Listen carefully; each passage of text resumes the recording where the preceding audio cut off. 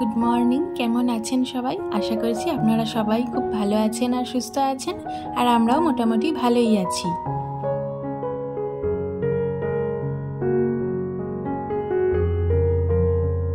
এখন সকালবেলা ঘড়িতে বাজে হচ্ছে 6:30 মতন। সকালবেলা ঘুম থেকে উঠে আগে চলে এসেছি রান্নাঘরে, কারণ এই রান্নাঘরে বাসন ভর্তি ঝুড়িটা থাকলেই আমার এটা মনে হয় যেন কখন খালি করব। তো সেই জন্য আগে রান্নাঘরে চলে এসে এই ঝুড়িটাকে খালি করে দিয়ে জায়গার মতন বাসনগুলো ঠিকঠাক করে গুছিয়ে রেখে দিই।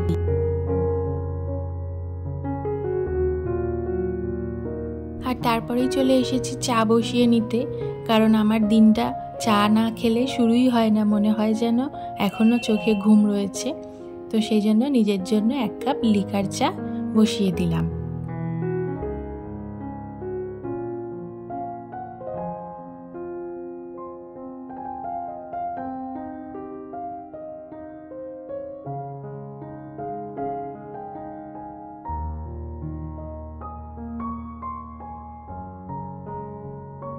আর এরপরে তৃপ্তি করে চাটা বসে বসে খাবো।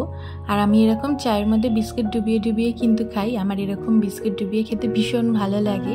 তো কারা কারা আছেন যারা আমার মতন এরকম চায়ে বিস্কিট ডুবিয়ে খেতে খুব পছন্দ করেন, কমেন্টে কিন্তু জানাবেন।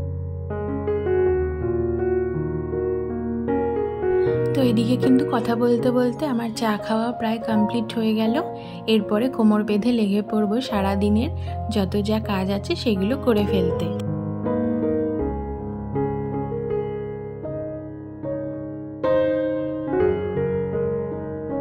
তো এদিকে প্রথমে ব্রেকফাস্টটা আজকে করে নিচ্ছি, কারণ আজকে না একটু আমাকে বেরোতে হবে। সেই জন্য ব্রেকফাস্টটা ভাবলাম আজকে করে নিয়ে তারপরে বেরোবো।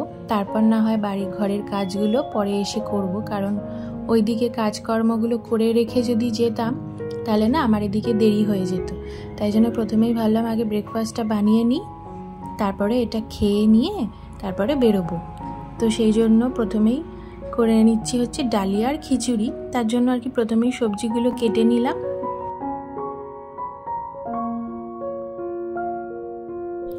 তারপরে এদিকে দুধটাও জাল দেওয়া হয়ে গেল, কারণ সকাল সকাল দুধটা চলে আসে বলে জাল দেওয়া হয়ে যায়। আর এদিকে এবার সবজিগুলো যেগুলো কেটে রেখেছিলাম সেগুলো এবার ধুয়ে নিয়ে এবার ঝটপট করে প্রেসারেই বসিয়ে দেব। আর এই ডালিয়া আর ডালটা না আমি রাত্রির বেলাতেই ভিজিয়ে রেখে দিয়েছিলাম, কারণ কি না অনেক সময় ডালগুলো গলতে চায় না। ডালিয়াটাও দেখেছি খুব একটা ভালো গলে না একটুখানি ভিজিয়ে রাখলে। তো সেই জন্য আমি কি করেছি, একেবারে আগের দিন রাত্রিরেই ভিজিয়ে রেখে দিয়েছিলাম, কারণ জানি সকালবেলা আমার তাড়াহুড়ো লেগে যাবে। তো সেই জন্য ভিজিয়ে রাখলে না একটু সুবিধা হয়।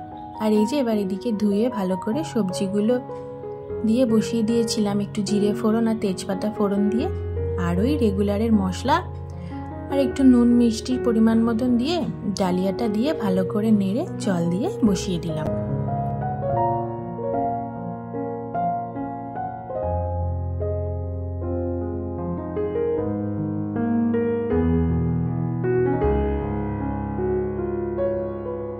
আর এইবারে চলে এসেছি বেশ কিছুক্ষণ পরে। বললাম না আমি বেরিয়েছিলাম একটু, তো সেই কাজটা কমপ্লিট করে ঘরে চলে এসেছি। এসে ডাস্টিংয়ের কাজগুলো করে নিয়েছি তাড়াহুড়ো করে, কারণ আজকে ক্যামেরা হাতে নিয়ে কাজ করতে গেলে একটু দেরি হয়ে যেত। টাইম টু টাইম মেয়েকে আবার ওদিকে খাওয়ানো দাওয়ানো সব কিছুই করতে হবে, সেই জন্য আর ডাস্টিংটা ক্যামেরার সামনে আর করিনি। তো এবারে ডাস্টিং কমপ্লিট হয়ে যাওয়ার পর ঘরটাকে এবারে ভালো করে ঝাঁট দিয়ে মুছে নিলাম।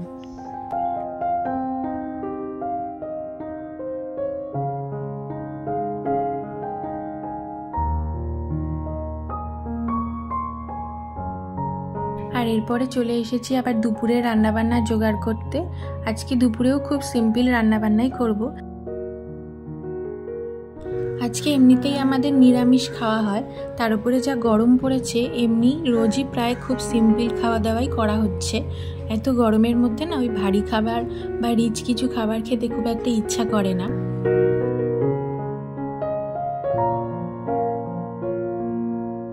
তো আজকে দুপুরে করব হচ্ছে ভেন্ডি আলু ভাজা আর পটল দিয়ে আলু দিয়ে পোস্ত করে নেব, ব্যাস আর কিছু করব না। আর এই যে এদিকে কথা বলতে বলতে আমার সমস্ত সবজিগুলো কেটে নেওয়া হয়ে গেল। এবার এগুলোকে একটু জলে ভিজিয়ে রেখে দেব। তারপরে এদিকে ভেন্ডিটা বসিয়ে দিলাম, কারণ এদিকে ভেন্ডি আলু ভাজাটা বসিয়ে দেবো আর এটা হতে থাকবে। আর এদিকে সাইড বাই সাইড আমি সমস্ত বাকি কাজকর্মগুলো এক এক করে নেব।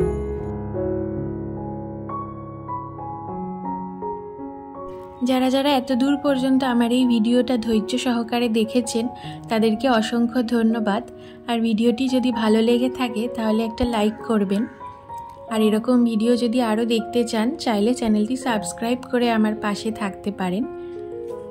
আর যারা যারা কাজটি অলরেডি করে দিয়েছেন তাদেরকে অসংখ্য ধন্যবাদ।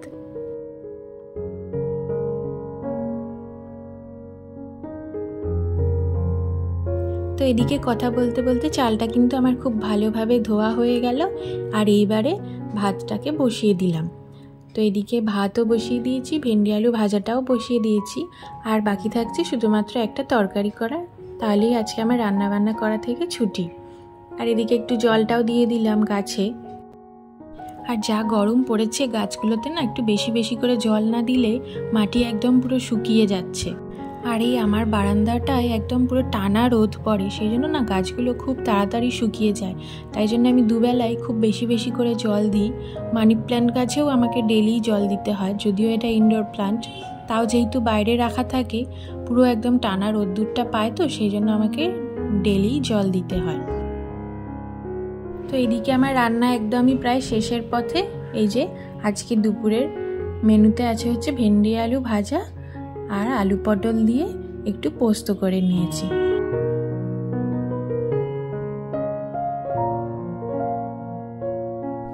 আর এদিকে চলে এসেছি এবারে জামা কাপড়গুলো ভাঁজ করে নিতে। আজকে এত রোদ্দুর উঠেছে, খুব সুন্দর রোদ্দুর উঠেছে, সেই জন্য না জামা কাপড়গুলো একদম সেকেন্ডের মধ্যেই প্রায় শুকিয়ে গেছে। তো ভাবলাম শুকিয়ে যখন গেছে এগুলোকে তুলে ভাঁজ টাজ করে রাখি একেবারেই, তাহলে আমার সন্ধেবেলায় আর এই কাজটা নিয়ে বসতে হবে না।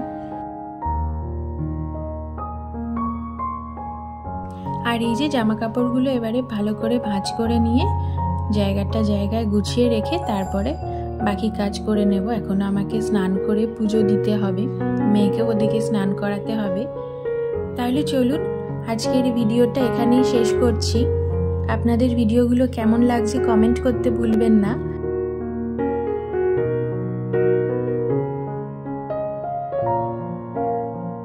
আর ভিডিওগুলো ভালো লাগলে একটা লাইক করবেন, একটা লাইক কিন্তু কাজ করার অনেক উৎসাহ বাড়িয়ে দেয়। তাহলে চলুন আপনাদের সাথে আবার দেখা হবে নেক্সট ভিডিওতে। ততক্ষণ আপনারা সবাই খুব ভালো থাকবেন, সুস্থ থাকবেন। দেখা হচ্ছে আগামী ভিডিওতে।